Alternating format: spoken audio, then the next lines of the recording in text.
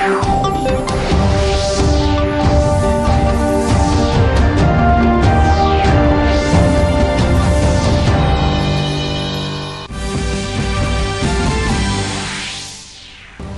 has taken several steps to counter economic slowdown, says Information and Broadcasting Minister Prakash Javadekar.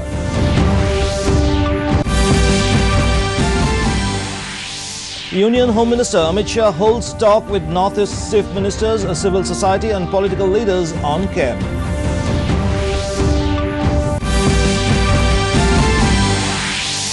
Maharashtra Vikas Aghadi government led by Uddhav Thackeray wins trust vote.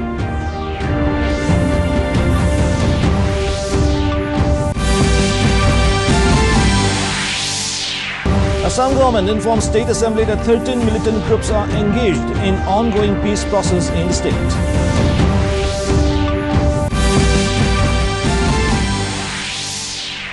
And in sports, Manipur Governor Dr. Nazma Heptulla expresses concern at dwindling number of Manipur pony, calls for its protection.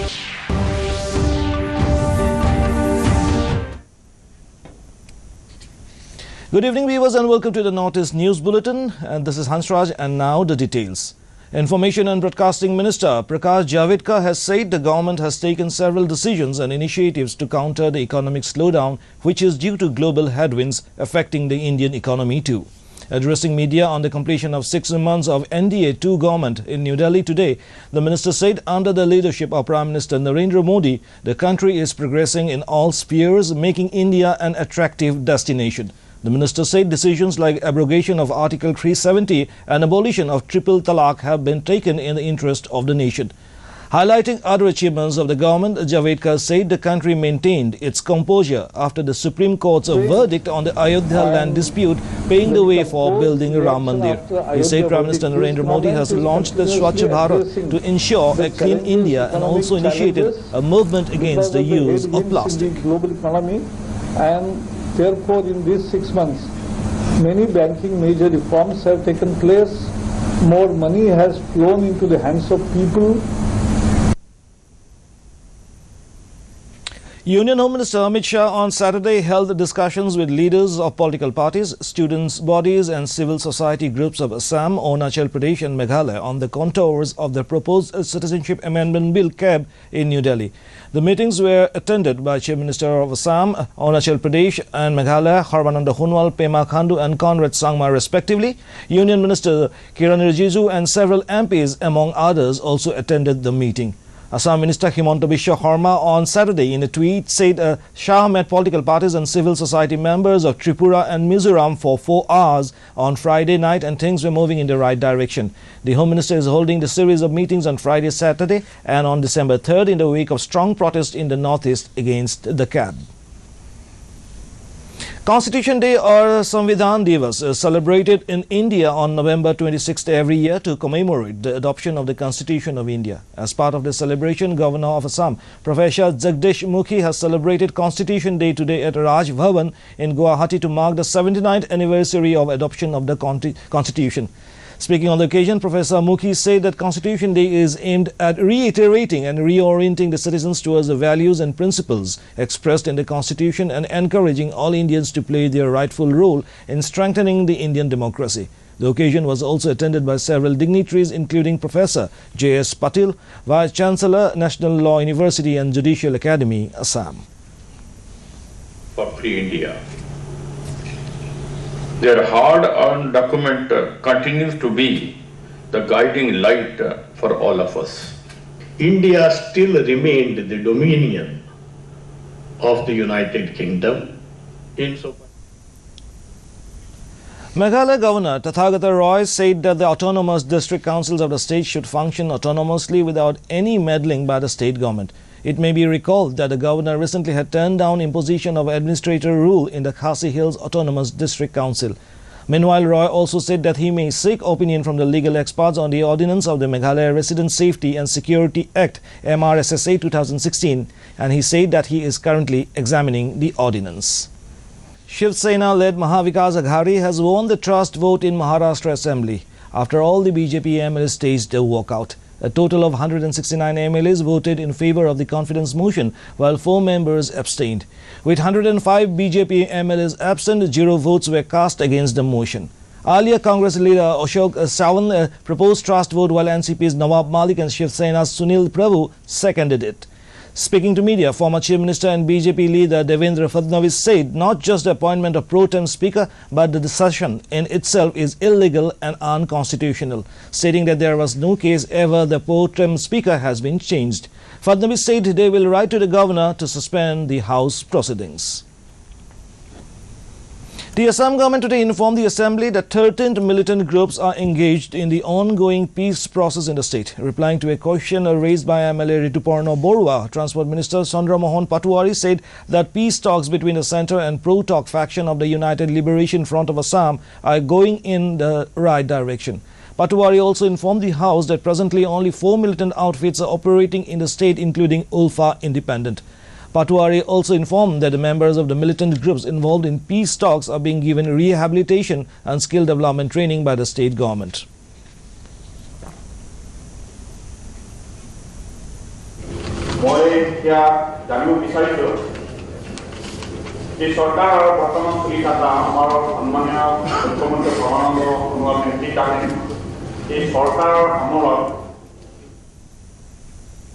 The Assembly also discussed several important issues, including shortage of teachers and midday meal. Raising the issue of education system in the state during question hours, MLA Rafiqul Islam said that there is shortage of teachers in the school and demanded immediate appointment of teachers in the schools for the benefit of students. He also raised the issue of midday meal and suggested that instead of giving meals to the students, the amount should be directly credited in students' accounts so that they can bring their own tiffin. Replying to a question on irrigation raised by MLA Povindra Deka, Irrigation Minister Bhabesh Kolita said that 4,779 shallow tube wells will be constructed by March 2020 for the benefit of cultivators. The Manipur State Cabinet on Friday approved convene the 9th session, the winter session of the 11th Manipur Legislative Assembly from December 18 onwards. This was announced on Friday to the media by government spokesperson T.H. Radheshyam.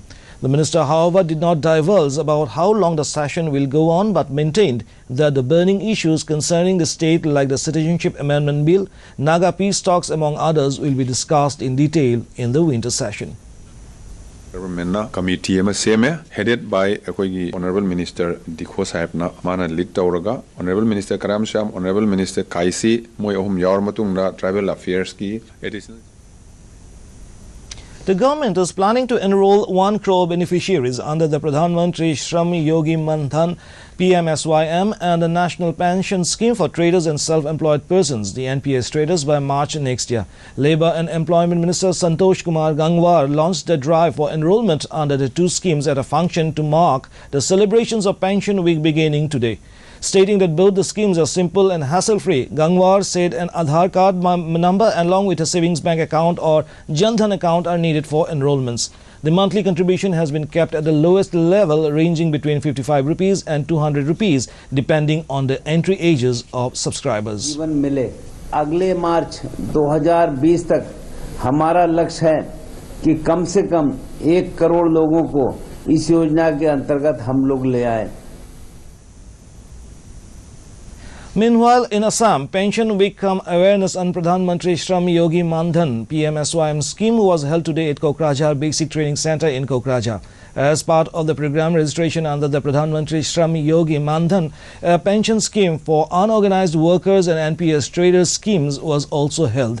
BTC Executive Member Doneshwar Goyari, Additional Deputy Commissioner Rebeswar Bora, Kokrajhar Labour Officer H. Kolita, Kokrajhar Inspector of Schools Jagadish Brahma were among those participated in the program. Speaking on the occasion, Doneshwar Goyari said the pension scheme will go a long way in ensuring financial security to a large number of people engaged in the unorganized sector. Manipur Chief Minister N. Biren Singh inaugurated the first handloom and handicraft mall of the state, apart from unveiling a crafts pillar at Wangkhai Kethal Sangbi in Imphal East District on Friday. The mall is run by Manipur Handloom and Handicraft Development Corporation Limited. Speaking on the occasion, N. Biren Singh said that handloom and handicraft sector hugely contributed to the overall growth of micro business related to micro, small and medium enterprises in the state. Regarding further development of handloom sector, he said that the state government is considering to bring out the policy to replace fabrics used in stitching school uniforms with handloom products of the state. This would increase demand of handloom fabrics, thereby creating more profits for weavers, the Chief Minister said. On the occasion of 55 Rising Day of Border Security Force BSF on Sunday, Inspector General of BSF Guwahati Frontier Pichos Mordia said apart from the normal functional responsibilities, the BSP of this region has taken many initiatives to help the people of the villages near the border outpost. Mordia also said about the contribution of BSF personnel during the time of flood in riverine areas. Speaking about the present status of infiltration, Mordia said that in last 1 year the BSF has apprehended 27 Bangladeshi nationals and 185 Indian nationals. It has become a little more easy for our men to identify people and also to identify locations where at times taking advantage of fog and darkness, certain attempts of smuggling are made. And I am happy to convey to you that we have been successful. In sports news, Manipur Governor Najma Heptullah on Friday appealed to the public to give care, preserve and protect the state pony and asserted that it is the responsibility of all citizens. She was speaking as a chief guest at the closing function of the 13th Manipur Polo International 2019 on Friday at Mapal Kangjebung. The governor also appealed to all the pony owners in the state to keep their ponies at a sanctuary and avoid from letting them freely roam on the road. The measure already taken up by the state government to establish a pony sanctuary at Hengang, Imphal East is a very positive start in preserving the breed, said the governor. The governor also congratulated the Manipur Horse Riding and Polo Association for the initiative in organizing the international event after inviting teams from other parts of the world. This will place Manipur in the polo map of the world, which it rightly deserves, the governor said. Senior Congress leader, former Union Minister and member of Rajya Sabha, Jairam Ramesh, addressed the media regarding the different burning issues of the country at Rajiv Bhavan in Guwahati today. Ramesh, while addressing the media, said that the GDP growth has come down and it is only due to the demonetization. He also said that his party will oppose the Citizenship Amendment Bill in the Parliament. He condemned the BJP government for closing different factories in India as well as in Assam.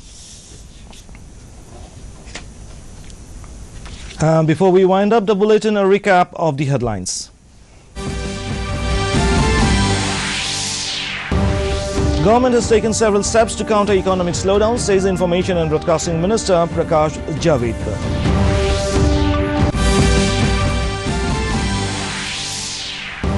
Union Home Minister Amit Shah holds a talk with Northeast Chief Ministers, civil society and political leaders on camp.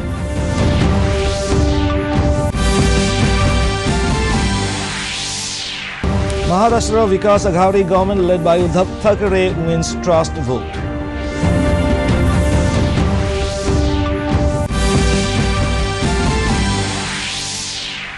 Assam government informs State Assembly that 13 militant groups are engaged in ongoing peace process in the state.